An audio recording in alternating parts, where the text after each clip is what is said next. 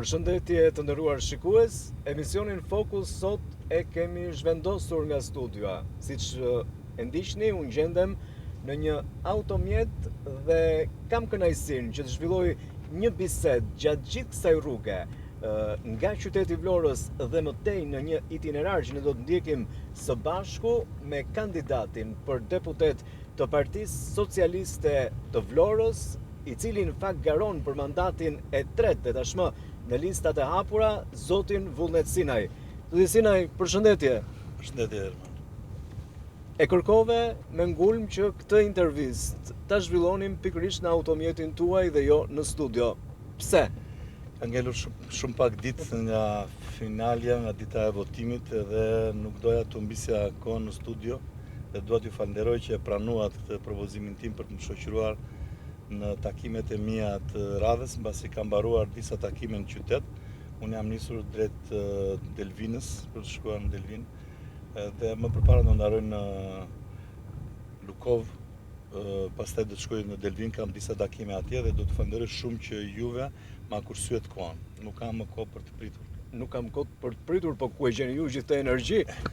Do të bëni shumë kilometra sot, do të takoni shumë njerëz. Energjinë si duket është adrenalina vjen nga fushata që bëjmë, e gjej tek njerëzit që takoj, shikoj, prek nga afër problematikat që kanë të ndryshme, prek entuziazmin tek qytetarët, të cilët e ndjej që kanë vërtet nevojë për një deputet që nuk i shkon vetëm për fushat, por do të shkojë edhe mbas fushatës. Dhe kjo më ka dhënë forcë dhe energji që vazhdoj me këmbgulje këtë takime pas takimesh. Një deputet në fakt që përshtatet mirë me të gjithë njerëzit dhe që përshtatet edhe me fshatin, duke patur parasysh edhe atë, vërtet prejardhja juaj është nga Armeni, por duke qenë që gjatë gjithë këtyre viteve ju keni qenë në politik, por edhe më herët në biznesin tuaj, është shumë pozitive që të përshtatesh me të gjithë. Unë jam me fat këtë herë që jam në një listë hapur dhe kërkoj vota në gjithë qarkun e Vlorës. Kam me shumë dëshirë të i shërbej dhe qytetit Vlorës, ashtu siç kam shërbyer ndër këto vite zonës time, po jo vetëm Vlorës, edhe Imarës, Sarandës, Delvinës, Konispolit, Finiqit, pse jo. Pra të gjithë qarkut. Nga eksperienca ime e mpashme, 2 mandateve, ku unë i njoh shumë nga afër problemet e të gjithë qytetarëve, edhe prefekt të zyrës time që kam pasur gjithmonë hapur në Vlorë për 8 vjet, por kam pas kontakte të vazhdueshme, nuk do të thotë që unë tani di përmendesh problematikat e zonës time dhe jam i gatshëm të shërbej qyteteve si Vlorës, Himarës, Sarandës, Delvinës dhe më tej. Zoti Sinaj, ju njohim tashmë pra dhe për angazhimet tuaja siç thash në politik dhe në biznes, qytetarët ju njohin jo vetëm të zonës Selenicës ku ju e keni patur më shumë aktivitetin tuaj gjatë 2 viteve, gjatë 2 mandateve të para si deputet i Kuvendit të Shqipërisë. Por duke qenë se këtë intervistë po e zhvillojmë ndryshe në automjetin tuaj dhe qytetarët po na ndjekin. Na flisni pak për familjen. Unë vi nga një familje me 2 prindër, babai im ka qenë agronom, ka punuar gjithmonë në bujqësi, ka drejtuar dhe një kooperativ bujqësore. Babai im ka qenë një njeri i rritur jetim, pasi babai e ka lënë atë në kohë kur ai ishte shumë i vogël, quhet Rushdi Sinaj, ku emrin e babait tim unë e kam të shoqëruar me emrin tim në Facebook. Ka qenë një njeri që ka pasur reputacion, por mbi të gjitha babai im ka qenë një njeri shumë i dashur, me zemër shumë të madhe, dhe unë kudo që shkoj në Vlorë, gjej shokët e babait tim, miqt me cilët ai ka bashkëpunuar dhe gjej të gjithë një mendim. Rushdiu ishte një njeri me zemër të madhe dhe unë mendoj që si fëmia i fundit në familjen tonë, ai më ka dhuruar shpirtin edhe dashurinë për njerëzit dhe për këtë jam shumë borxhli babait tim. Do të isha shumë i gëzuar dhe shumë i lumtur sikur ai ta jetonte këtë kohën time në politikë, pasi dhe ai ka qenë një njeri që është marrë me problemet shoqërore, është marrë me problemet e zonës vet dhe ka bërë gjithmonë mirë në zonën e vet. Nëna ime vjen nga një familje nga Brati, familje patriotike. Ajo ka punuar në tregti gjithkohën dhe ndoshta unë nga ajo mora atë sensin apo genin e biznesmenit. nga naime, vinte nga një familje tradicionale me rregulla shumë të forta, të cilat ne i trashëguam pastaj në familjen tonë me një disiplinë të hekurt, nuk ishte shumë tolerante në jetën tonë si fëmijë, rregullat ishin rregulla dhe duhet zbatoheshin, ndryshe kishim penalizime. Në çfarë të viti dy prindit tanë. është ndarë nga jeta babai? Babai ka rreth 12 vjet që është ndarë nga jeta, po për mua ka qenë njeriu im më i dashur, ka qenë idulli im, ka qenë njeriu që sot mua më ndjek shpirtërisht dhe në mendimet e mia, në kontaktet me njerëzit, përpiqem dhe mundohem që të jem si ai, po e shikoj që ai ishte më i mirë se unë. Nuk e pati fatin të shikonte deputet? Nuk e pati fatin të shikonte deputet, do ta kisha kënaqësinë që të ishte gjallë të më shikonte, po si duket jeta kështu i pas ka gjërat që asnjëherë nuk arritke për t'i shijuar të gjitha ato që të fal jeta, megjithatë ai do që tjetë duhet të krenar, besoj, për ne fëmijët e vet. Diskutonte për politikën me ju dhe a e shikonte që ju në një të ardhme mund t'i futeshit kësaj rruge? Jo, në atë periudhën që ai merrte pjesë në jetën aktive politike të qytetit të Vlorës, pasi ka qenë aktiv, duke mbështetur gjithmonë dhe ai Partinë Socialiste, unë nuk isha implikuar apo impenjuar në politikë. Isha gjithkohë në biznes dhe i thosha shpesh që po sakrifikon shumë, nëna që i fliste që ishte në një moshë të caktuar dhe kishte nevojë për kujdes familjar, ai nuk ndalonte asnjëherë, vazhdonte dhe tani më vret pak ndërgjegja kur unë jam futur politikës me gjithë forcat e mia dhe më kujtohet babai që i bënim një vërejtje atëherë që pse ti je angazhuar. Ai kishte idealin e vet, kishte idealin që e donte Vlorën, e donte zonën, një zonë të begatë, e donte një zonë të qetë, kishte ato kundërshtitë e veta ndaj të djathtës dhe ndaj Berishës, do të them, dhe ai kishte ato kundërshtitë e veta, të cilat si duket janë trashëguar jo vetëm si në familje, themon, po edhe mendimet dhe formimi ynë është i majtë i gjithë familjes. E keni jetuar jetën në fshat? Po unë kam jetuar jetën në fshat deri në moshën 15 vjeç, jam një fëmijë i rritur atje, e kam deklaruar dhe herë tjetër, unë kam filluar punën në jetën time shumë shpejt. Në moshën 14-15 vjeç, fëmijët në fshat në kohën e verës punonin në kooperativë. Edhe unë kam punuar në kooperativë në moshën 14-15 vjeç. Pra në kohën e pushimeve, bashkë me fëmijët e tjerë të fshatit, kam punuar. Pastaj mbas moshës 15 vjeç ne u shpërngulëm në qytetin e Vlorës, ku unë pastaj mbarova shkollën industriale dhe pastaj vazhdova më tej në Tiranë. Ju jeni martuar, keni fëmijë? Unë kam 3 fëmijë, 2 vajza dhe 1 djalë. Kam dhe një mbes, Marien, 6 vjeçe. Një bërgjysh.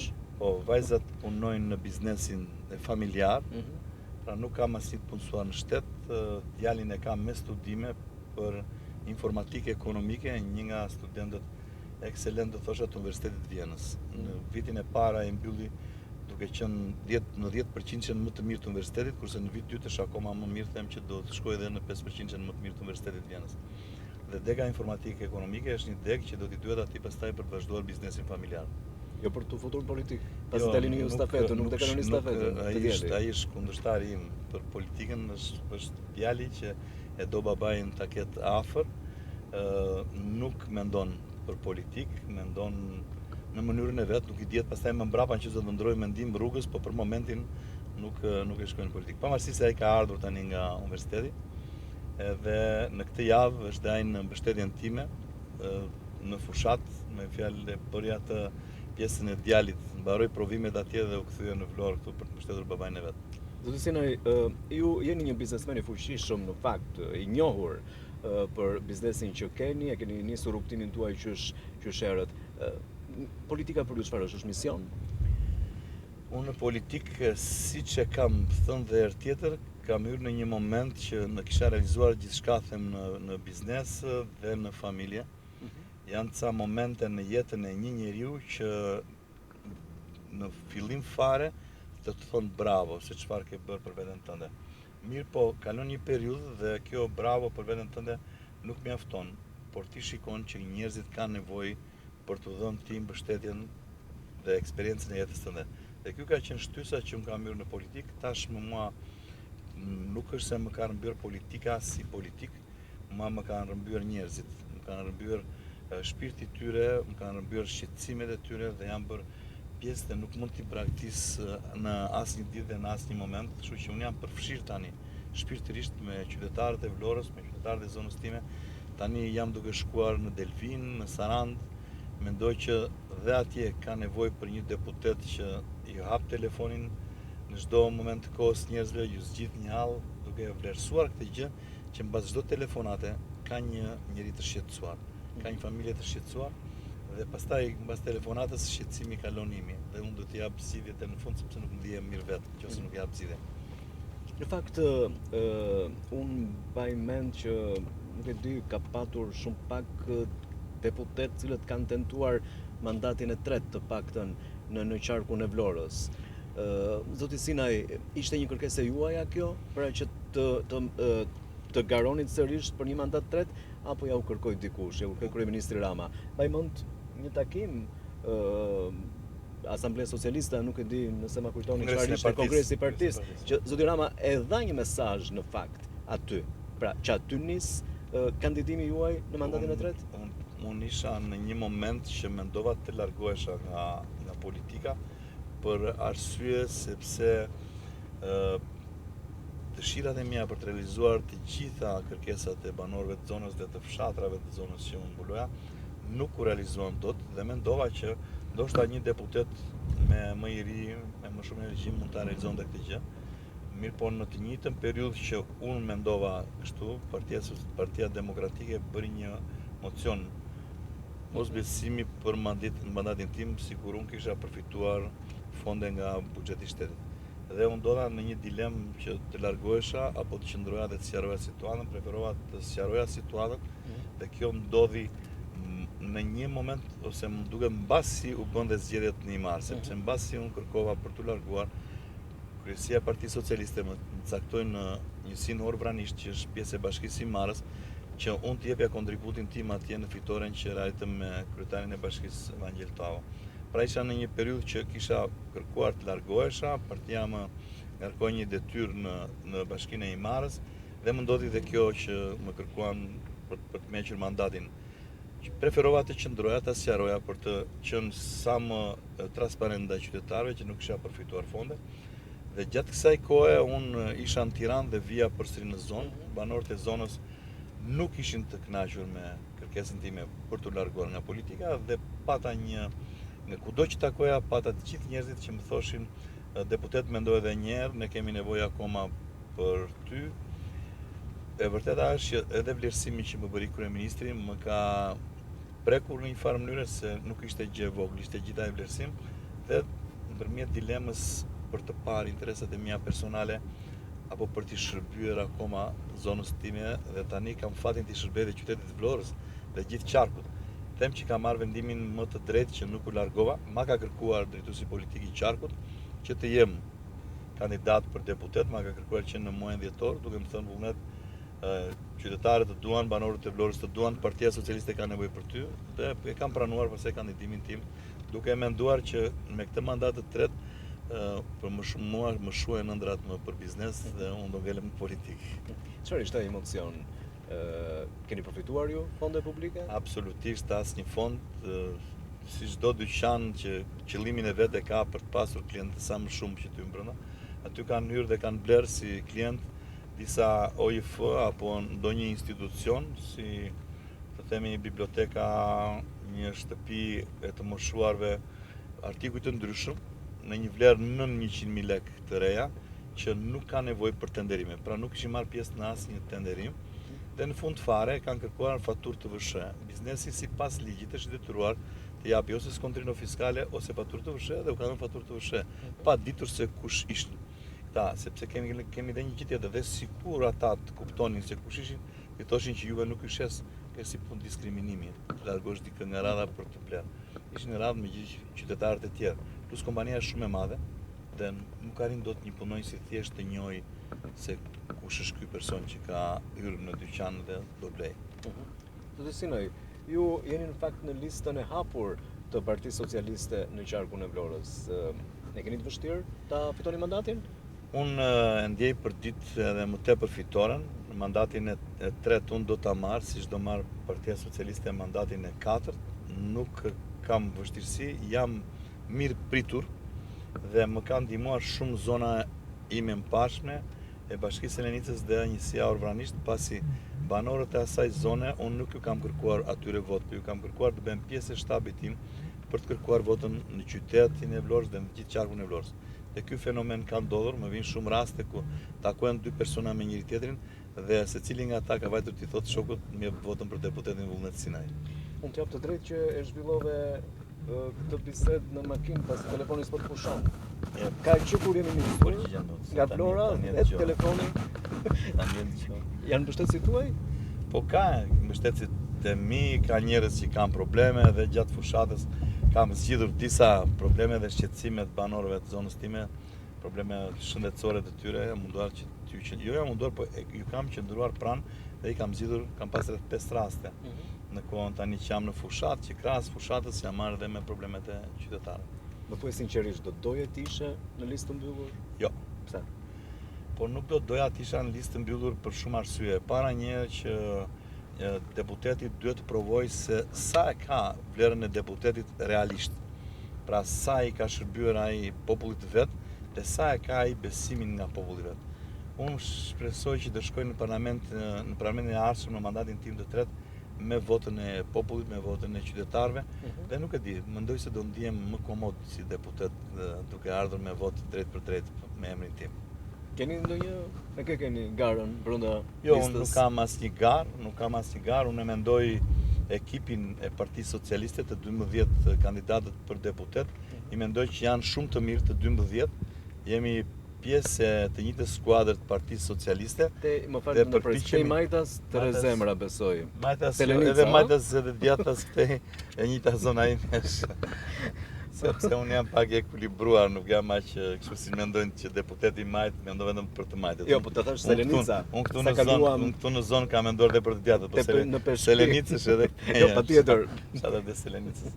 Po, pra më thatë që nuk keni asnjë rival, nuk e keni garën asnjë. Nuk e mendoj që kemi rival, mendoj jemi një skuadër që gjithë së bashku në mënyrën e vet, duke kërkuar vota për veten e tyre dhe për Partinë Socialiste, i shërbejmë mandatit 4 të Partisë Socialiste. Pra i kam pjesëtar të një skuadre të Partisë Socialiste, kështu i kam konsideruar të gjitha ata. Po kundërshtarët si shikon, pra Partia Demokratike, Aleanca për Shqipërinë Madhështore, ndoshta edhe partitë e tjera të vogla? Unë, të jemi sinqert, nuk i kam gjetur shumë prezent, nuk shikoj ndonjë luftë ose ndonjë përplasje apo ndonjë përpjekje të madhe nga opozita. Ndihemi komod, do thosha unë, ne kemi problemin me veten tonë. Problemi kemi me veten tonë sepse mendoj që ka disa gjëra që njerëzit i mendojnë ndryshe që mund t'i kishim bërë më mirë, si që është për shembull ASHK-ja, që është një institucion i cili nuk i është përgjigjur qytetarëve të Vlorës edhe ASHK-ja Sarandës, qytetarëve të Sarandës, ashtu siç duhet, dhe mendoj që duhet ta përmirësojmë. Dhe në mandatin tim të tretë, të 4 të Partisë Socialiste, unë kam vendosur që temat kryesore që unë do ngrë në parlament do janë azhurnimi tokave bujqësore për fshatin dhe reformimi apo regjenerimi i Agjencisë Shtetërore të Kadastrës, pasi kërkesat e qytetarëve të Vlorës, të Sarandës, të Delvinës, të Imarës janë në rritje. Kjo ka një arsye, mbasi infrastruktura në të gjitha këto zonat ka ndryshuar dhe është përmirësuar. Dhe atje ku ka shkuar asfalti, ku infrastruktura është përmirësuar, njerëzit janë bërë më të interesuar për pronën. Dhe kërkesat drejt ASHK-s kanë një numër shumë të madh. Pra unë mendoj që duhet të bëhet një analizë lidhur me kërkesat, lidhur me kohën kur janë bërë ato kërkesa dhe se sa ju përgjigjet administrata e ASHK-s këtyre kërkesave. Pra duhet gjejmë një zgjidhje që realizimi i certifikatave të pronësisë dhe përgjigjja nga ASHK-ja të jetë e barabartë me kërkesat nga ana tjetër të qytetarëve, që ne të krijojmë mundësinë që dhe qytetarët të paraqiten të kenë certifikatat të pronësisë. Jemi në një vend ku është në kapitalizëm, ku në ekonominë e tregut, dhe themeli i kapitalizmit dhe ekonomisë tregut është prona private. Pra unë kam qenë insistues edhe në 2 mandatet e mëparshme për këtë çështje, por jam munduar që nëpërmjet zyrës time të zgjidh probleme individe një nga një, individuale një nga një, tashmë kuptoj që dhe kjo nuk është rruga e dur për t'i zgjidhur, por çështjet duhen zgjidhur në themel. Prandaj e kam si objektiv të mandatit të tretë këtë. Po kalojmë Drashovic tani. Po. Cilat janë problemet që ka sot fshati? Pra, zona rurale, çfarë probleme ka? Fshati në përgjithësi, kur kam ardhur në 2017 në kandidimin tim të parë, nuk ishte infrastrukturë dhe kjo rruga që ne po ecim ishte e pashtruar, që është rruga e Lumit Vlorës, e pa asfaltuar dhe ishte vetëm plur. Mirë po, nga ajo vizitat e mia në gjithë zonën, unë nuk më shqetësonte shumë problemi i infrastrukturës apo problemet e ndryshme, më shqetësonte më shumë se njerëzit kishin humbur shpresën. Dhe kur humbet shpresa, preket shpirti i njeriu. Dhe kur nuk është shpirti i njeriu ashtu siç duhet, njeriu nuk ndihet shumë i motivuar për punë, për të bërë ndryshimin. Dhe kjo gjë më ka shqetësuar në mandatin e parë dhe pak pastaj në mandatin e dytë, sepse kuptova që me punët që po bënim në Bashkinë Selenicë dhe në njësinë Orë Vranisht u kthye shpresa tek banorët e zonës. Për shembull, Orë Vranishti është duke u kthyer në një qytet i dytë, pasi ajo emri Hor do të thotë qytet, tashmë po asfaltohet rruga e Vranishtit, po asfaltohet rruga e Tërbaçit, është bërë qendra e Tërbaçit, është bërë qendra e Vranishtit, janë bërë ujësielësat, ka një problem dhe atje në zonë që ka lidhje me energjinë elektrike, cilin do ta përfundojmë në mandatin që vjen. Dhe ajo zonë tani kthehet në një zonë gati në një qytet pa asnjë problem. Kështu edhe në zonat tjera ku kemi investuar në infrastrukturë dhe unë e prek për ditë rritjen e ngjalljen e shpresës, për shembull pata një takim me banorë të fshatit Vërmik, po të shpërngulur nga Vërmiku, të cilët kërkojnë ta ringjallin, ta rilindin edhe një herë fshatin e tyre, dhe kjo kërkesë e tyre për rilindjen e fshatit të tyre vjen dhe si rezultat i lajmit që kanë marrë që do fillojë asfaltimi i rrugës së Smokëthinës, por edhe besimi që ata kanë tek zhvillimi ekonomik i vendit. Mendoj që është një fshat turistik i jashtëzakonshëm, do kenë mbështetjen time në të gjitha drejtimet. Para disa ditësh unë isha në një takim në Karbonar, është asfaltuar rruga e Poçemit, është asfaltuar rruga e Karbonarit, është ndriçuar qendra e Karbonarit dhe rruga gjithë me ndriçim, dhe në mbarim të takimit atje në Karbonar, më takuan dy zotrinj, në mosha 35-40 vjeç, më thanë deputet ne u kthyem. Nga u kthyet, thash jemi kthyer nga emigracioni dhe nuk do ikim më, do rim punojmë këtu. Pra, është ngjallur shpresa dhe zona po ndryshon për ditë edhe më shumë. Kam shumë dëshirë që këto punë të mira që bëra në këtë zonë ti transferojnë edhe në qytetin e Vlorës, edhe në qytetin e Sarandës, edhe në qytetin e Delvinës, edhe në Imar. Lidhje me infrastrukturën, sepse shikoj që dhe në qytetin e Vlorës ka nevojë për përmirësimet e infrastrukturës, si të rrugëve në lagjet periferike, por zgjidhen edhe problemet të ujësielësit. Dhe çfarë do të bëni? Pra, këto i keni angazhime personale? Unë pres që të dalë rezultati i zgjedhjeve, kam besim që do votojmë në qytetin e Vlorës dhe do jem deputet edhe i qytetit Vlorës, siç do votojmë dhe në qytetin e Sarandës, dhe në Delvinës, dhe të Imarës, dhe do jem një deputet në qark.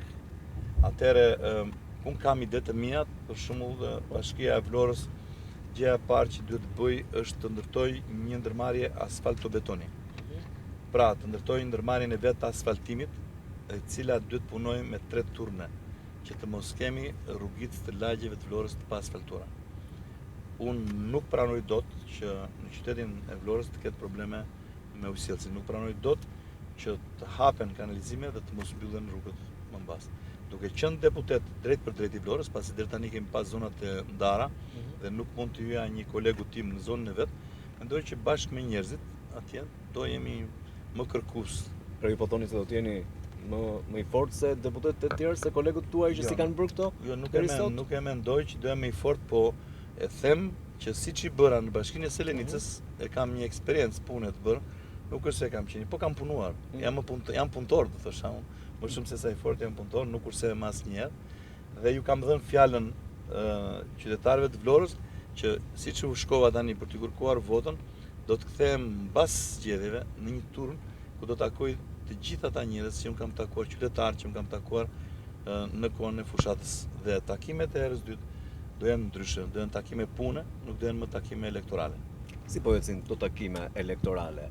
pra ndryshe nga do të punës që do t'i keni pas 11 majit, si po ju presin qytetarët Zulsinaj? Po e përqafojnë ata që ju garoni për një mandat të tretë personal? Unë ndjej dhe prek për ditë me dorë, me takime që njerëzit më kanë mirë pritur, që qytetarët e Vlorës nga çfarë kanë dëgjuar të punëve që unë kam bërë në Bashkinë e Selenicës dhe Nisin Orvanisht, kanë një besim që votimi i kandidaturës time do t'ju shkëvide atyre në ndihmë të atyre punëve dhe shqetësimeve që ata kanë. E keni shkelur gjithë qarkun? Pra Pothuajse 90% të qarkut, pothuajse mund të ngel në një fshat periferie ose nuk kam shkuar në fshatrat e kandidatëve që kemi brenda grupit. Nuk kam shkuar asnjë në fshatin e tij. Si keni mbështetje në Sarand për shembull? Po në Sarand unë njifem sepse kam pas një fat që në 2015 pa qenë në politik, kam qenë koordinator politik, kam influencën time sepse unë kam bërë të njëjtën punë sikur kur nuk isha deputet dhe kur kam qenë deputet. Pra kam dhënë kontributin tim atje. Kam banorë të Sarandës që më njohin për punët që unë kam bërë, pra sa kohë kam qenë në Sarandë, dhe kam miq të cilët nuk jam ndarë nga ata asnjëherë që nga viti 2015 dhe sot, dhe problemet që ata kanë pas zonat e tyre mi kanë adresuar gjithmonë, edhe pse s'kam qenë deputet i Sarandës, jam munduar që t'ia uzit ato problemet e tyre. E njëjta gjë edhe në Imar apo jo? Në Imar jam më shumë prezent, sepse kam marrë pjesë si deputet në fushata elektorale, në 2 fushata elektorale kam qenë i deleguar atje deputet i zonës dhe kam kontakte të vazhdueshme, kam pasur dhe një zyrë në Bashkinë e Imarës të deputetit, por e cila ka vështirësi sepse në Imar nuk gjen ambiente me qira në Kovere. Janë të gjitha për turistët. E dyta ishte e vështira, problemi kryesor se unë i sillja juristët pothuaj për ditë ose 2 herë në javë nga Vlora drejt Imarës. Ishte një punë shumë e lodhshme. Mendoj që në mandatin e tretë do të tentoj të hap dhe disa zyra tjera veç zyrës së Vlorës. Mendoj që do hap zyrë në Sarand, mendoj që do hap zyrë në Orikum, mendoj që do hap zyrë në Vosel, janë zonat që unë kam zhvilluar fushat elektorale dhe kam parë që njerëzit e kanë të nevojshme që t'i adresojnë problemet e tyre. Ashtu siç do hap zyrë dhe në Delvin.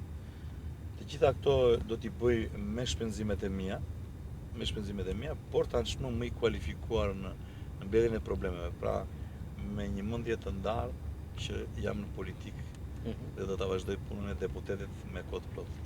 Me kohë të plotë edhe në Imar për çështjen e pronave, pasi Berisha ka thënë se ne do të vim pushtet, do t'i zgjidhim ato çështje të pronave aty, do japim tapit, do japim certifikatat. Berisha i ka ngatruar problemin e pronave në Bregdet, sepse atje ka një problem, unë e njoh situatën nga që kam qenë në fushat, sidomos në qazin pal të Borshit, apo në pjesët bregdetare, kur u nda toka në Bregdet, u nda si tokë në përdorim.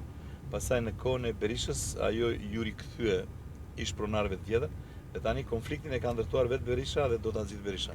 Pra tokat i kanë ata që i kanë marrë në përdorim, kurse pronarët e vjetër që kanë arritur të nxjerrin dokumenta, certifikata pronësie janë konflikt tani me banorët e zonave. Nuk e di se si do ta zgjidhë Berisha këtë gjë. Apo me problemet e tjera që kanë ndërhyrje në prona. Gjithsesi unë mendoj që Berisha nuk e zgjidh dot kurrë, vetëm mund ta ngatroj.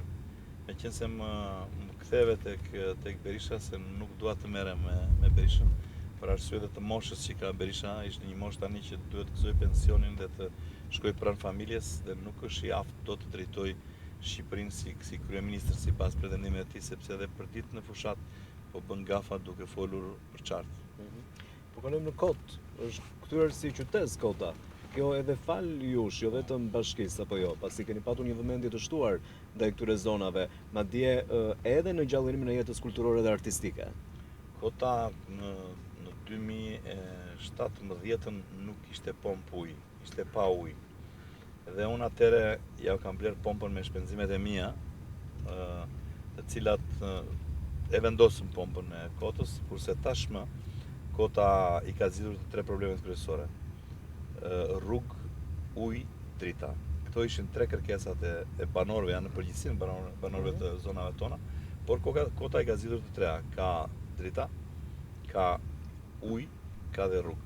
Kështu që Kota tashmë është kthyer në një qytet, rruga asfaltuare ka afruar akoma më shumë me Vlorën, e kemi kthyer si qendër për të zhvilluar aktivitete të ndryshme sepse është gati në zemrën e Lavërisë, mezin e Lavërisë dhe është një rrugë që rrihet shumë dhe nga turistët huaj. Prap ka për të investuar dhe në Kot, për të treguar sheshin qendror të Kotës, për të hyrë në rrugët e brendshme të Kotës. Po kam vënë re gjatë fushatës që ka një administrator shumë të mirë Kota, pasi pastërtia brenda në Kotë është në nivelet shumë të larta. Është në atë Niko Qirllukun e vet e kanë sistemuar zonën. Prap ka për të bërë brenda në thellësi të Kotës. Pres një votë masive në Kotë, edhe për partinë socialiste sidomos, pasi në Kota ka qenë dhe është një bastion i të majtës. Ka një program Partia Socialiste për mirëqenien e shqiptarëve në mandatin e 4, pasi ndoshta një rotacion pse nuk është i nevojshëm në këto momente, zoti Sinaj? Pra, është programi ai, është pasaporta europiane që i jep të drejtë kësaj majorancë që të kërkojë mandatin e 4, apo edhe mirëqenia e njerëzve? Unë mendoj që janë të gjitha punët që ka bërë qeveria Rama. Flasim për qarkun e Vlorës, Lungomarja, presim që kryeministri të vi me avion pas nesër me avion në aeroportin e ri të Poros. Të njëjtën, presim që të vinë të zbresim. Pra kryeministri do ta inaugurojë. Mendojmë. Inshallah është mbar. Presim. Inshallah është mbar. Mbar ka qenë gjithmonë ai. Edhe tani do kemi një qytet Vlorës me port, me aeroport. Në mandatin e 4 të Partisë Socialiste është dhe një program objektiv për hekurudhën e Vlorës. Hekurudhë e cila lidh Vlorën me Rogozhinën, pastaj ndahet në 2 deg, njëra shkon drejt Pogradecit, Maqedonisë dhe Greqisë, dega tjetër fillon nga Rogozhina në Shkodër, në Maltëzi, në Kuraci, në Sloveni. Aty diku në Shkodër do ishte një degëzim që çon në Kosovë. Pra, e lidhur Vlora me 3 arterje hekurudhore, me qendrën e Europës, me pjesën e Greqisë dhe me Kosovën. I bie që vlla ynë kosovar të pi kafen e mëngjesit në Prishtinë dhe pastaj të vitaj drekën në qytetin e Vlorës. Mendoj që gjithë ky zhvillim infrastrukturor do të japi qytetit një mundësi ekonomike shumë të madhe.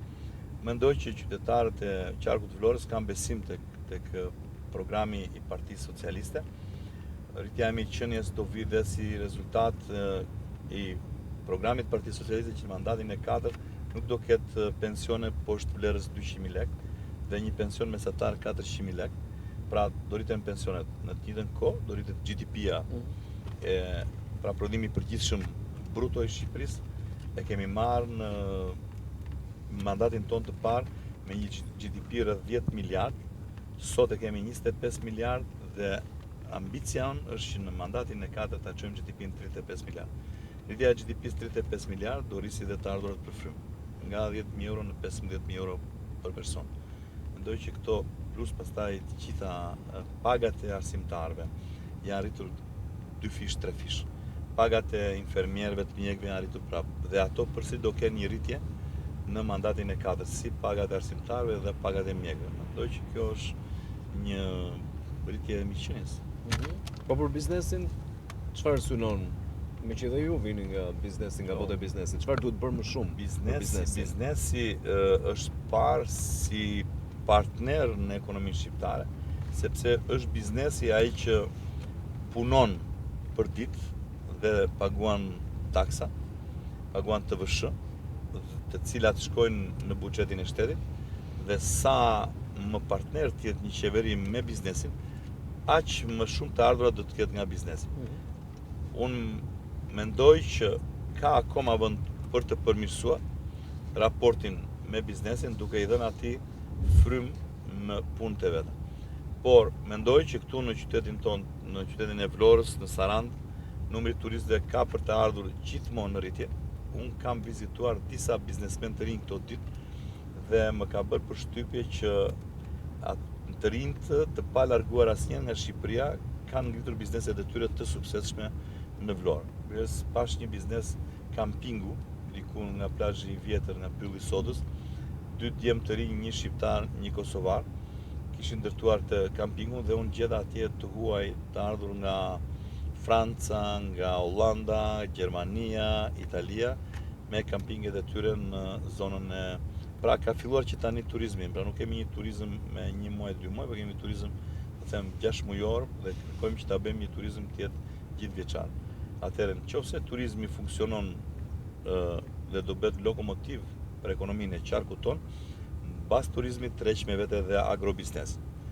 Tërheq agrobiznesin, ndihmon lektorët e zonës, ndihmon fermerët e zonës, sepse të gjitha produktet e tyre kanë treg në tregjet e qyteteve ku ka turizm. E mrekullueshme kjo zonë, zoti Sinaj. Shko sa e bukur, rruga e lumit Florës, natyra, pra kërkon më shumë përkujdesje, më shumë mbështetje, atë që aty agroturizmi në këtë zonë mund të zhvillohet pa frikë. Po, kjo zonë ka qenë gjithmonë kështu siç është e bukur. Po ju nuk e keni parë dot sepse keni pas mendjen te gropat e rrugës. Tani që është asfaltuar, tani që është asfaltuar kjo, ne shikojmë natyrën edhe bukuritë e zonës. Po mas ishte bërë rruga e lumit Florës, ti nuk e kishe parë prapë këtë natë. Nuk ka ndryshuar natyra, ka ndryshuar infrastruktura. Po, me diasporën si keni marrëdhëniet?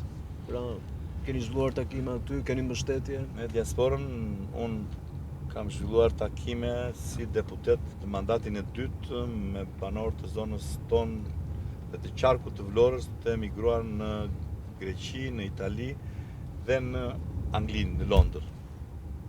Në takimet që kemi zhvilluar, i kemi ndihmuar ata në regjistrimet e tyre që kanë bërë, duke parë nga krau tjetër opozitar që opozita kishte mendjen për të bërë mitingje, nëse kishim mendjen për të bërë mitingje, por ne punuam me njerëzit, mitingjen i bëmë mbrapa, punuam me njerëzit se për t'i ndihmuar ata për të bërë regjistrimin. Presim një vot, unë them që 70-80% e votës të ardhur nga diaspora dhe të Partisë Socialiste. Ku e mbështesin? Po e mbështes pra tek puna që kemi bërë ne para prake, sepse sido që tjetë, jo të gjithë arrin të regjistrohen në portalin që u bë për votimet dhe ne i kemi asistuar ata dhe kemi regjistruar një numër të caktuar njerëzish që i njihnim që ishin njerëzit tanë, pra bën evidentimin e tyre dhe regjistrimin e tyre. Ndryshe tash nga Partia Demokratike që bënte mitingje të mëdha pa u përqendruar tek ajo që ishte shumë e rëndësishme, regjistrimi i mbështetësve. Mbështetje personale keni në diasporë? Që do japin vot personale, sepse edhe kjo është shumë e rëndësishme. Mendoj që kam mendoj që në diasporë kam mbështetje shumë të madhe, pasi emigrantët tanë në diasporë i kanë syt nga Shqipëria, nga vendi mëm. Pra ata punojnë atje dhe ëndrat i shikojnë këtu me zonën tonë, me qytetin e Vlorës, me Sarandën, dhe ata duke parë ndryshimet që kanë ndodhur në zonë, kanë shpresën që unë do jem deputeti, që do t'i vazhdoj ato ndryshimet që kanë ndodhur duke thelluar investimet akoma më shumë, si në Vlorë, në zonën e lumit Vlorës, në Imar, në Sarandë, në Delvin, kudo në gjithë qarkun. Zoti Sinaj, pse duhet të votojnë emigrantët që kanë nisur tashmë ta shprehin votën e tyre? Çfarë përfitimi kanë ata kur ka shumë që prej vitesh janë larguar, kanë krijuar familje aty, kanë ngritur biznese? Pse? Pse duhet votojnë? Po ata e para një që kanë këtu pronat e tyre. Dhe pse duhet të besojnë Partisë Socialiste? Ata këtu kanë pronat e veta dhe investojnë për pronat e tyre. Një pjesë e tyre mendojnë për të kthyer dhe një herë në Shqipëri dhe duke votuar për të ardhmen e Shqipërisë kanë votuar edhe për të ardhmen e tyre. Këtu kanë njerëzit e vet, kanë prindit e vet dhe duke votuar ata vet kanë votuar dhe për prindit dhe për njerëzit e vet që janë këtu në Shqipëri. Këto janë arsyet që ata duan të votojnë. Synoni 9 mandate? Po, e vërtetë është synoni 9 mandate. Unë mendoj që ne kemi mundësinë për t'i marrë 9 mandatet. Mendoj që opozita është e përçarë. Thonë ata. Opozita është e përçarë. Do të marrin 6 mandate, kështu thonë. Ja, do ta lëm kohës edhe pak ditë kanë ngelur. Po, u thash që 8 mandate janë të sigurt, ne synojmë mandatin e 9. Edhe opozita është e përçarë, nuk e bën punën dhe në mënyrën se si ne e bëjmë të gjithë së bashku. Po arsi se ne kemi këtë garën individuale, po gjithë gara individuale shkon në interes Partisë Socialiste.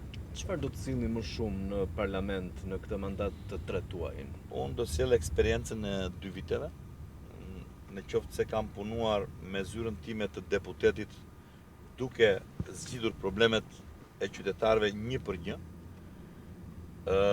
Tashmë, nga që zona është rritur, influenca ime si deputet do jetë më gjerë, do jetë në gjithë qarkun, mendoj që do kërkoj zgjidhje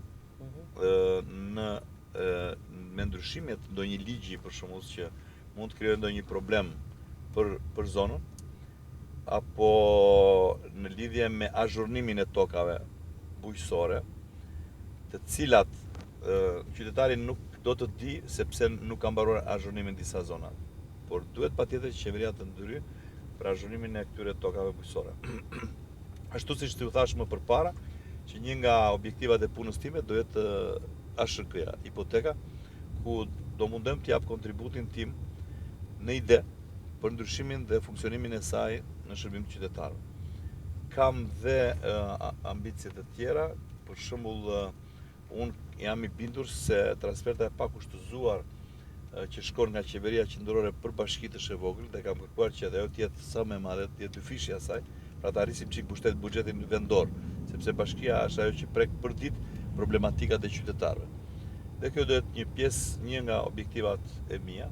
Kam menduar që do kërkoj ndryshimin e ligjit për taksat kombëtare, që kanë të bëjnë me rentën minerale, të cilin e kam kërkuar disa herë, por nuk kam arritur. Tashmë mendoj me eksperiencën që kam mund të arrijë ndryshimin e ligjit për taksat kombëtare, duke shtuar vlerën e rentës minerale në njësitë administrative apo në bashkitë ku është burimi mineral. Kam edhe plot të tjera ligje që ka nevojë për amendime, edhe ligji 2020 ka nevojë për amendimin e ndonjë neni në lidhje me zaptimin e rrugëve apo të tokave bujqësore nga njerëz të pa përgjegjshëm. Ka një ngërsh në atë ligj, siç ka edhe me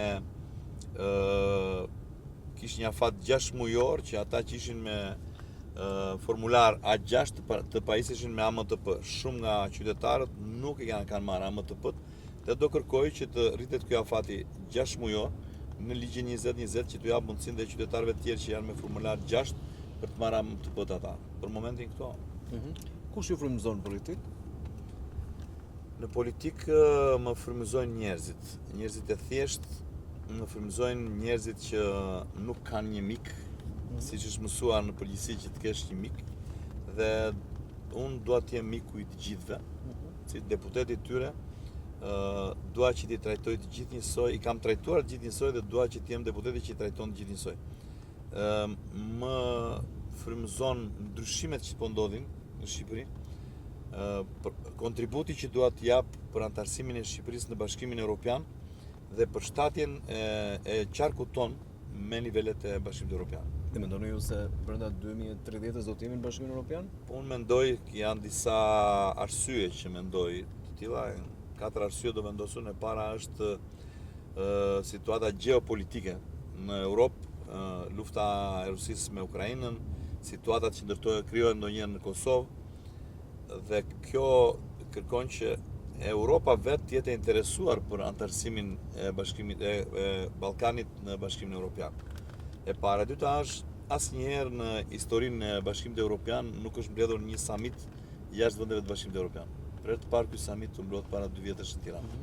Ku kryeministri priti gjithë kryeministrat e Bashkimit Evropian në Tiranë, ishte një privilegj që na u bë, apo ishte një rrugë apo një sinjal i Bashkimit Evropian për Shqipërinë. Mbas 5 ditë mbas zgjedhjeve, në datën 16 kemi summitin e dytë të Komunitetit Politik të Europës, ku do vinë më shumë se sa kryeministra edhe nga Bashkimi Evropian, do vinë rreth 40 kryeministra të Europës në Shqipëri, pra kemi summit të dytë. Dhe unë nuk e shikoj për koincidencë që në vitin 2027, kur Europa i ka caktuar Shqipërisë afatin për mbylljen e negociatave, pra detyrave për antarësim në Bashkimin Evropian, pikërisht në 2027 në Tiranë është caktuar samiti i NATO-s. Dhe në samitin e NATO-s pritet të vinë presidentët e vendeve anëtare të fuqisë më të madhe ushtarake në botë, me shpresën që do vijë Donald Trump. Dhe qardhja e atij do jetë një fat i madh. Por nuk e shikoj si koincidencë 2027 në Europës me 2027 në NATO-s. Më duket si një situatë që dhe Europa i ka shtrirë dorën Shqipërisë për ta futur në gjirin e vet. Edhe përfundimisht ne mbyllim ëndrrën e ririndazve tanë, të cilët kanë thënë se Dielli në Shqipëri lind nga perëndimi, duke signifikuar që ne jemi një vend perëndimor. Dhe pse Dhe atë që nuk bën prindrit tanë, ta bëjmë ne për fëmijët tanë. Dhe pse nuk mund ta bëj opozita këtë gjë? Po me këtë do ta bëj opozita, se unë nuk dua të flas shumë me fjalë krahasuese, po nuk mundet që një person, nuk kam asgjë me moshën e njeriut, po një person që e ka përçarë këtë vend në kohë, gjithkohon, si Sali Berisha të pretendoj që të marri flamurin e antarësimit të Shqipërisë në Bashkimin Evropian. Ky mision mendoj që historia ja ka lënë Partisë Socialiste, ashtu siç pati dhe PD-ja një mision të tillë kur u bë ndryshimi i sistemit në 91-shin dhe me votat jo vetëm me votat e djathtëve, por edhe me votat e të majtë. Tani këtë radhë ata demokratët i kanë një detyrim vendit që ta bashkënë votën Partisë Socialiste. Keni një miting përmbyllës nesër të stadiumi? Po, kam një miting përmbyllës tek stadiumi. Dua që ti mbledh të gjithë të flasësh siç unë kam folur në takimet individuale në zona në lagje të ndryshme për të qenë të gjithë së bashku, për të shprehur atë mbështetjen e qytetarëve të Vlorës për kandidaturën time dhe unë për t'u shprehur atyre vizionin tim për mandatin tim të tretë dhe mandatin e katërt të Partisë Socialiste. Dhe të njëjtën Rama në Vlorë. Dhe të njëjtën është Rama në Vlorë, unë të premten do jem Selenist në një miting tjetër për mbylljes të fushatës. Për ta mbyllur në Selenicë. Po, patjetër. Si është agjenda? Si vazhdon agjenda sot e juaja? Agjenda ime sotme është një ndalim në Lukov, pastaj kam takim në Sarand, pastaj kam në Delvin, edhe në ja dy fshatra aty afër Delvinës kam takime tjera dhe kthehem në darkë përsëri në Vlorë, vazhdoj ditën tjetër të takime. Shumë energji keni. Po pak një kohë e kufizuar, mundohem që të bëj maksimumin e takimeve dhe shtrëngimeve të duarve me qytetarët, t'ju transmetoj atyre idetë e mia që kam, atë që unë jam, atë që unë kam dhënë në këto 2 mandate.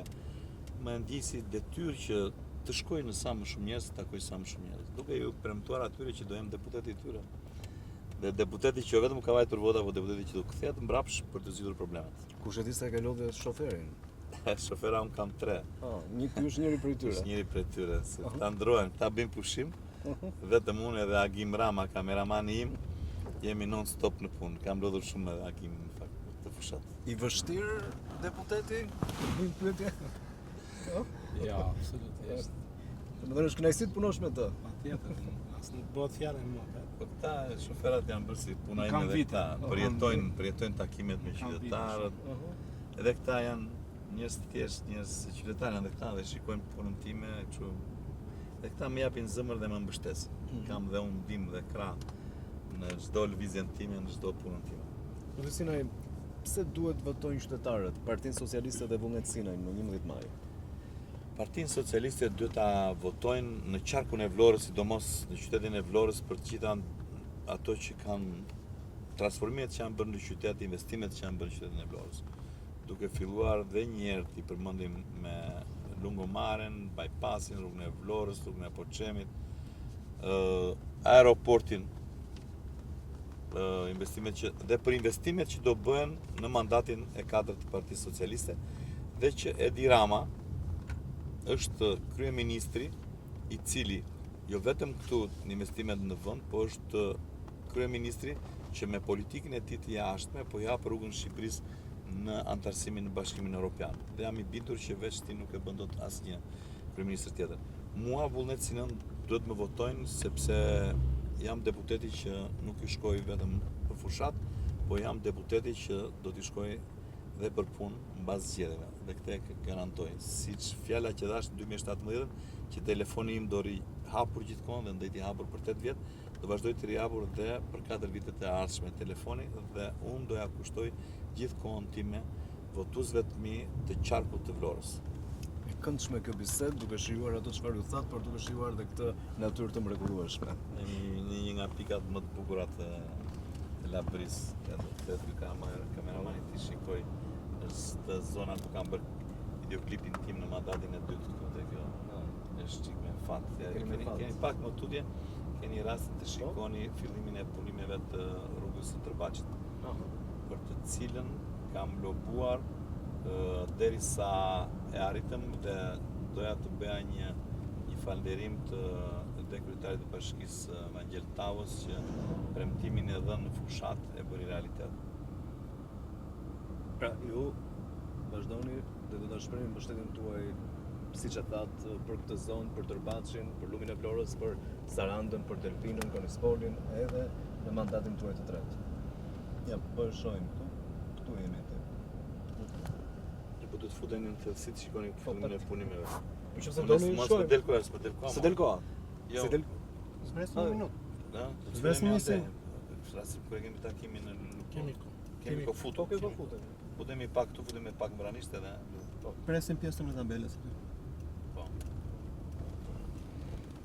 Kam dhe djalin me vete të makina tjetër, do bëjmë dhe një video të vogël me djalin. Po. Fillojmë. Atëherë, këtu jemi, ja një sekondë. Në fakt, po e çoja drejt fundit emisionin, por nuk ma përfunduat emisionin, sepse donit që patjetër të vinim këtu dhe rruga dhe fati e dha që ne gjatë rrugës të mbrinim në kohë te ky projekt që ju thatë se keni lobuar. Po. Ky është objekt, është rruga që e Tërbacit për cilën kam lobuar dhe thash që kryetari i bashkisë Tavo e bëri realitet, ja ku është dhe shifra e projektit, afati 250.879.783 lek pa TVSH. Pra është një investim rreth 3 milion euro. Gjithë investimi rreth 5 kilometra të rrugës së Tërbacit. Afati është 12 muaj, o mendoj që këto mbaroj më shpejt se sa 12 muaj asfaltimi i kësaj rrugës. Pak më tutje pastaj është bet investimi tjetër, asfaltimi i rrugës së Vranistit. Kështu që me këto asfaltime këtu në zonën e Horës do kthehet në një zonë, unë them qytet, siç e ka pas emrin Horë, mbas 1000 vjeçari, 1000 vjeçari, 1500 vjetësh rikthehet dhe një në identitet kjo zonë.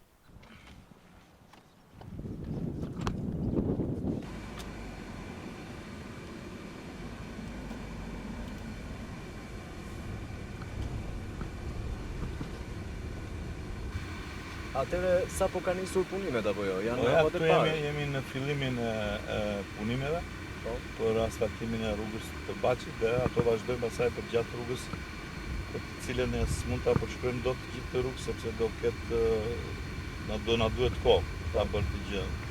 Mendoj që të kthehemi, të shikojmë edhe pak fillimin e punimeve të rrugës së Vranistit. Patjetër, shumë e domosdoshme kjo rrugë apo jo për banorët. Kjo ishte kërkesa kryesore e banorëve. Unë kam thënë, Tërbacit tani ka ujësjellsin të përfunduar, ka qendrën e fshatit të përfunduar, tani po asfaltohet dhe rruga.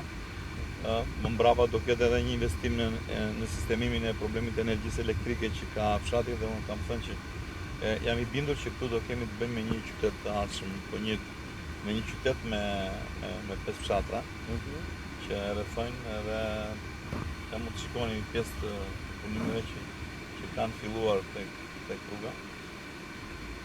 Punimet e rrugës janë duke u zhvilluar. Firma që e ka marrë përsipër asfaltimin e rrugës është duke bërë veprat e artit ku janë urat, pastaj do vazhdoj pastaj me shtrimin e çakut dhe procedurat e tyre që ata kanë. Kështu që kjo unë them 12 muaj shafati, po unë them do bëhet për 6 muaj. Pra punon kanë dhe tani kohë trege, punojnë, domethënë për të kapur ritmet. Patjetër. Ka një premtim që ndoshta shumë shpejt, thot kryetari i bashkisë i Marrës, do realizohet ky investim dhe fakti që janë në punim do thotë që do mbaroj brenda atyre objektivave që duhet. Se janë banorët mezi po e presin përfundimin e kësaj rruge. Dhe kanë gjithë jetën e tyre që kërkojnë, e kjo është një nga arritjet, unë them të jashtëzakonshme sepse e njoh zonën dhe që fëmijë. Po ecim në fakt me këtu udhtim, zoti Sinaj, ngjasoni pak me Krisla Civita. Nuk e di Ermal tani se Partia Socialiste sigur. Ata që shikojnë se këtu ka thonë që kemi në një ngjashmëri me njëri tjetrin. Vetëm kaq. Pra jeni Krisla Civita i Partisë Socialiste? Jo, se pra unë jam vullnet Sinaj i Qarkut Vlorës. Tani po shkojmë për të parë një tjetër investim. Jemi afër degëzimit të rrugës së Vranishtit, edhe aty kanë filluar punimet për ta bashkuar dhe ky është një investim vërtet serioz, ka një asfalt 6 km, ka dhe trotuar, këtu do ketë trotuar, rruga e ndriçim gjatë rrugës. Këtu janë punimet më të avancuara sepse ka filluar më përpara ky investimi në rrugën e Vranishtit. fakt shumë i domosdoshëm për t'i dhënë një tjetër zhvillim kësaj zone. Po, kjo zonë jo vetëm që është i domosdoshëm si investim, i domosdoshëm si investim, por dalim të rinj. Ka shumë të rinj dhe meriton një investim të tillë pasi ata e kanë ndarë mendjen për ta ndërtuar jetën e tyre këtu në Vranisht. Dhe këtu kemi 12 muaj. Pra ka të rinj Vranishti. Ka shumë të rinj Vranishti. Po, që- kam marrë një ditë në Vranisht dhe kam mbledhur rreth 50 të rinj në tavolinë para 2 vjetësh ku ata e kërkonin këtë rrugë me ngulm. Edhe jam vërtet krenar që ja kam dalë brenda punës time si deputet mandatin e dytë që të bëhet realitet dhe rruga e Vranishtit si dhe rruga e Tërbaçit. Pastaj shiko çfarë natyre ka këtu gjithë zona. Dhe rrugët e asfaltuara, do të duket natyra më e bukur kur të vemi në Vranisht pastaj me rrugën e asfaltuar siç të duk më përpara, që the sa bukur. E bukur ka qenë gjithmonë tash, ka qenë rruga, është infrastruktura, Duket pjesa e punimeve, po. Këtu kanë avancuar punimet më shumë në Vranisht. Edhe kjo hyrje shumë e bukur. Te e kanë bërë vetë këta djemë të fshatit, nuk e ka bërë njëri, e kanë bërë vetë. Kështu si hyrje rruga, nuk e di po, mirë ju duket juve? Bukur. Mund të ishte edhe më bukur, I themon. kënaqur dhe sinaj me këto që shikoni që keni dhe ju një gur për në këtë kontribut që jepet për këto zona. Po, ja u thash që në fillim kishte humbur shpresa. Ka lindur shpresa dhe tani kjo preket realiteti me sy, me dorë, preket çdo gjë që ka ndryshuar. Dhe kur ti shikon që me përpjekjet e tua, me punën tënde ke bërë kaq shumë njerëz të gëzuar, je i gëzuar dhe vetë. Më thatë që sot i shoqëron dhe djali. Që Po, jeni po, ekselent. Visari, po. Mund ta ftojmë pak? Po, patjetër. Po, ashtu siç duhet. Më tha vullneti që jeni ekselent. Po. Dhe ngjani dhe nga pamja. Gjajmë e pamë. Faleminderit. Je dakord që garon për një mandat të tretë? Ju ka marrë mendim apo? Unë kam pasur mendimin tim personal, po pavarësisht asaj, unë e mbështes plotësisht vendimin e babait tim, për shkak se ai ka bërë shumë për njerëzit dhe do të vazhdoj të bëj shumë për njerëzit. Ai është një njeri shteti, ai është një burr shteti, është një njeri që në një farë mënyrë mund të them që na ka lënë dhe neve mbas familjen e tij për të përkushtuar kësaj pune që ka vazhduar. Dhe nuk është pak. Unë e kam ndjerë dhe lodhjen e tij e kam parë, e kam kuptuar. Ndaj dhe mendimin personal ka qenë që ai mos vazhdonte garimin e tij politik, pavarësisht të them sërish që unë e mbështes plotësisht. Dhe kështu. Kur po diskutojmë më tha që me çunin bash, se tani më ka ardhur nga studimet, ka lënë atje në universitetin për të mbështetur mua këtë javë në fundit në fushat.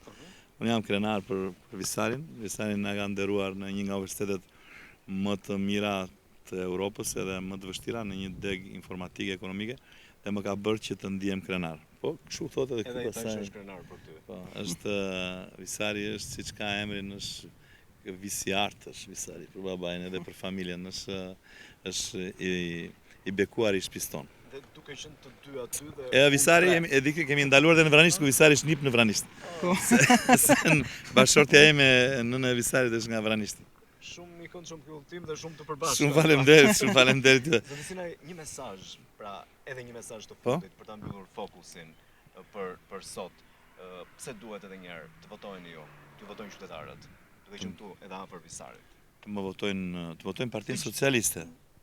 Për të votojnë Partinë Socialiste për çfarë ka bërë për qarkun e Vlorës, për çfarë ka bërë këtu ku jemi për zonën e lumit Vlorës për njësinë Orvanisht, për çfarë ka bërë për qytetin e Vlorës dhe për projektet që ka ambicje në mandatin e 4 që do ta zhvillojnë akoma jo vetëm qarkun e Vlorës, po do bëjnë një konsolidim të ekonomisë së vendit. Mua personalisht ju them të më votojnë se ju jap fjalën që do jem deputeti që do mbaj telefonin hapur dhe do gjendem atyre pranë për çdo hall shqetësimin e tyre, do jem zëri i tyre i fuqishëm në parlament për të zgjidhur dhe ato problemet e tjera që ka zona. Faleminderit shumë. Faleminderit. Faleminderit, Se kënaqësi. suksese. Se kënaqësi. Suksese. Faleminderit. Shumë faleminderit. Përfundojmë fokusin këtu nga hyrja e Vranishtit, të detyruar nga zoti Sinaj që do të vazhdoj tashmë agjendën e tij në këto ditë të mbetura të fushatës. Faleminderit të nderuar shikues. Se mos më bën xheloz Armenin, po ne jemi për tigur në Imar. Armeni u ka djalin e saj. Tigur në Imar. Mirupafshim, në të mbar. Mirupafshim.